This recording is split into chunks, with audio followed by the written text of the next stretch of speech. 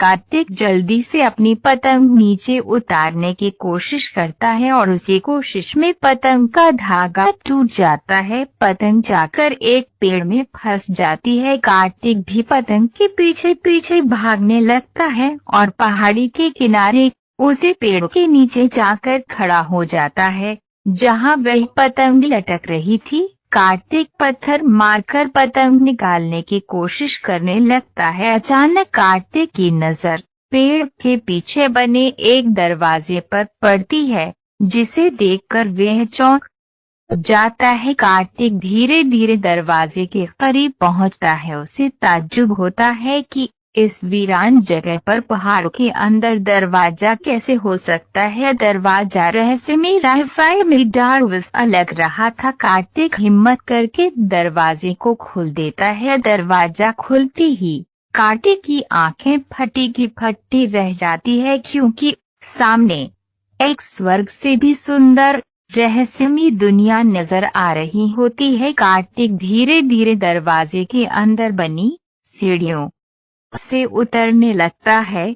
जैसे ही कार्तिक रहस्यमय दुनिया की जमीन में कदम रखता है, वह अचानक हवा में उड़ने लगता है। बड़ी मुश्किल से वह आसमान में अपने आप को संतुलित कर लेता है। कार्तिक चारों तरफ नजर घुमाकर देखता है। उसे कई जानवर, पेड़ पौधे और इंसान हवा में उड़ते नजर आ रहे होते हैं, और तो और बड़े बड़े घर हवा में उड़ रहे होते हैं जिनमें सोलर पैनल लगाए गए थे। सूरज की सहायता से चार्ज करके घरों में विद्युत प्रदान की जा रही थी।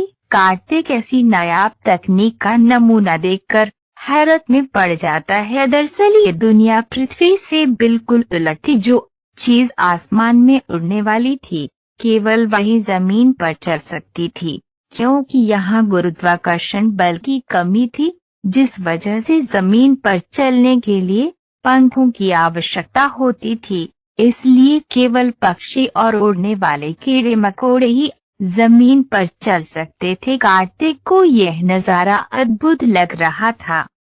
कार्तिक को इस रहस्यमय दुनिया के लोग अचंभे की तरह देख रहे थे। तभी कुछ लोग आकर कार्तिक से उसके बारे में पूछते हैं। कार्तिक बड़ी मुश्किल से अपने आप को हवा में संतुलित कर पा रहा था। उसने इतना अद्भुत नजारा देखा था कि उसके मुंह से शब्द नहीं निकल रहे थे। कुछ देर तक बिना बोले ही कार्तिक हवा में उड़ता रहता है।